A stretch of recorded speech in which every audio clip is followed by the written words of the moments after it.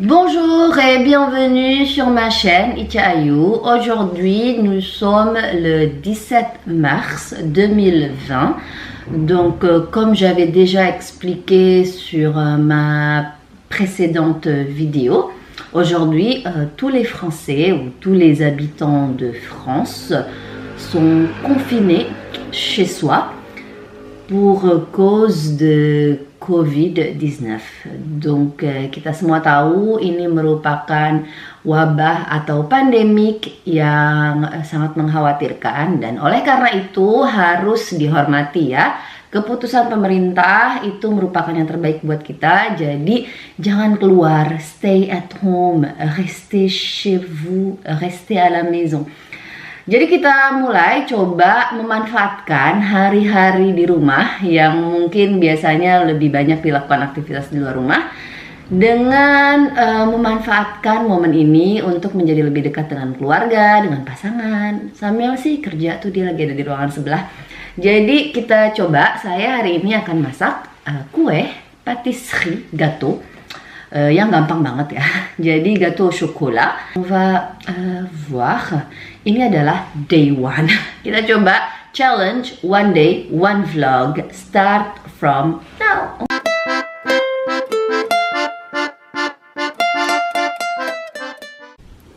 Voici les ingrédients. Normalement, c'est pour 4 à 6 personnes.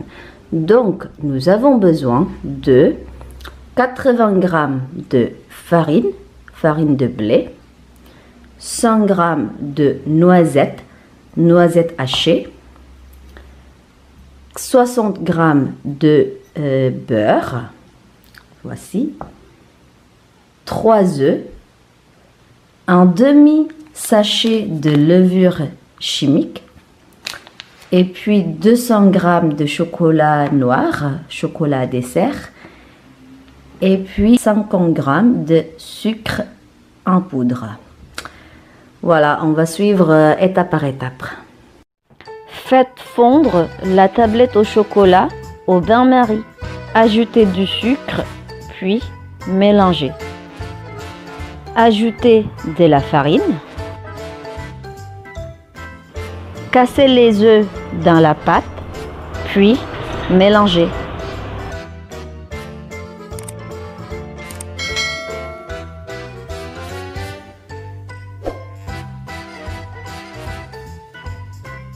Rajoutez dans la pâte le beurre fondu, puis mélangez.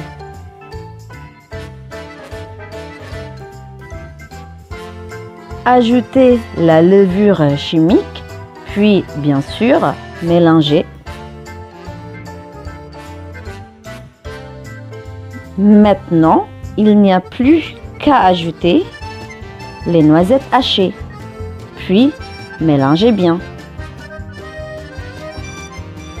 Si votre pâte est trop dure, n'hésitez pas à ajouter un peu d'eau. Mais par contre, dosez bien. Préparez votre moule à gâteau avec un peu de beurre. Versez votre pâte dans le moule. Étalez bien la pâte et puis normalement, c'est bon pour mettre dans le four. Mettez-le dans le four chauffé à 200 degrés. Voici notre gâteau prêt à démouler. Je vous rassure que c'est la couleur de chocolat noir et notre gâteau n'est pas cramé du tout. A few moments later. Ini dia kue coklat hasil prakarya lockdown day 1, hari pertama. Donc, Samuel, gimana rasanya? C'est délicieux. Enak? Vraiment délicieux. Et on appelle quoi ce gâteau là? Gâteau au chocolat. Aux noisettes? Gâteau noisette au chocolat? Gâteau au chocolat aux noisettes? Gâteau au chocolat aux noisettes? Comment on fait ça? Comment on appelle ça? Il faut inventer un nouveau mot. Le choco-noisette. Ah, choco-noisette. C'est très bon. Et donc, ça se passe comment ton premier jour de télétravail? Eh ben, ça se passe très bien. J'ai bien travaillé. On mange des bons gâteaux. Hmm. On est tranquille à la maison, donc pour l'instant c'est très agréable. Hmm. On n'a pas encore craqué. Donc cette première journée s'est très bien passée. Voilà. Ok, heureusement on a déjà déménagé. Hein. Oui. Ouais, ça c'est une très bonne chose. On a déménagé, on a internet. Et on a un très bon gâteau au chocolat. Ah. Voilà. Bon appétit. Merci. Confirmé. Bonjour, un petit point grammatical atau poin gramatikal yang akan saya bahas di video yang baru saja kalian tonton.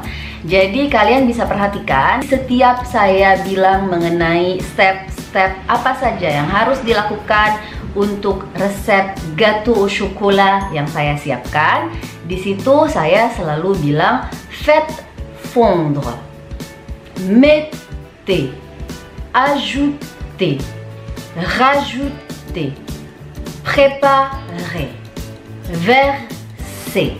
Jadi di situ kalimat yang saya gunakan namanya impératif présent. Imperatif itu kalau dalam bahasa Indonesianya mungkin namanya kalimat perintah ya, kalimat perintah tapi dalam bentuk present kalau di dalam bahasa Prancis. Kalian bisa perhatikan sendiri gimana pembentukannya. Misalnya faites fondre, ajoutez, préparer.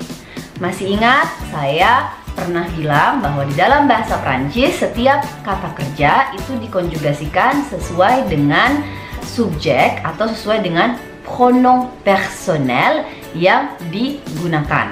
Nah, di sini kata ajouter, mettez, faites fondre, etc. adalah kata kerja yang dikonjugasikan untuk vous.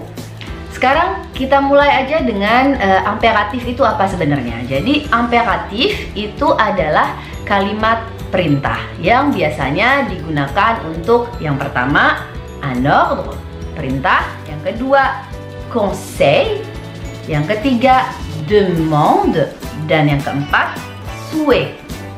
Ini akan saya bahas di video lain yang hanya membahas mengenai kalimat imperatif ya, karena video ini sudah cukup panjang dengan resep sebelumnya. Sekarang simpelnya imperatif itu bisa dibilang cukup gampang. Jadi kata kerja yang digunakan hanya konjugasi dari 3 pronom personnel, yaitu tu, vous, dan nous. Karena kalau kita memerintahkan ke orang kan untuk langsung diperintahkan ya. Jadi untuk ke kamu, Anda atau kalian, dan untuk ke kita, dimana saya sendiri juga termasuk diantaranya. Oleh karena itu, cara penggunaannya tuh gampang banget. Kita mulai dari kata kerja yang pertama yang saya pakai, kata kerja yang régulier, yaitu ajouter. Ajouter. Sekarang konjugasinya untuk présent yang biasa, yaitu j'ajoute, tu ajoutes, il ajoute, elle ajoute, on ajoute, puis nous ajoutons, vous ajoutez, ils ajoutent. Sekarang yang saya bilang tadi, yang diambil hanya tu, nous, dan vous. Jadi, tu ajoutes, nous ajoutons, vous ajoutez. Tapi, kalau untuk membentuk imperatif, subjeknya kita hilangkan. Jadi, ajoute, ajoutons, dan ajouter. Makanya di video saya bilang ajouter. Tapi hati-hati ya guys, attention untuk tu, S-nya hilang, karena biasanya tu ajoute seperti ini. Tapi kalau kalian mau membentuk imperatif, ajoute, S-nya dihilangkan. Sekarang yang kedua, préparer. Yang biasa, je prépare, tu prépares, il prépare, nous préparons, vous préparez, Il prépare. Kembali lagi, diambil 3 subjek, tu, nous, dan vous. Tu prépares. Nous préparons. Vous préparez. Hilangkan subjeknya, yang tu jangan lupa S-nya dihilangkan, jadi prépare. Préparons. Préparer. Sudah cukup jelas untuk kata kerja régulier. Ada latihan juga saya tambahkan di bawah ya. Jadi itu aja dulu untuk simpelnya. Saya hanya akan bahas di sini untuk kata kerja yang grup pertama, yaitu yang berakhiran er. Untuk selanjutnya saya akan buat video khusus untuk imperatif. Jadi ini hanya membahas sedikit point gramatikal dari video yang sebelumnya, yaitu cara membuat gâteau chocolat, video resep. Jadi memang kalau kalian lihat di resep-resep itu biasanya yang digunakan adalah kata kerja vous. Jadi imperatif untuk vous. Nah, jadi begitu kira-kira. Kalau misalnya ada yang mau ditanyakan, silahkan drop your questions di komentar. Dan jangan lupa simak juga video lengkapnya untuk imperatif ya.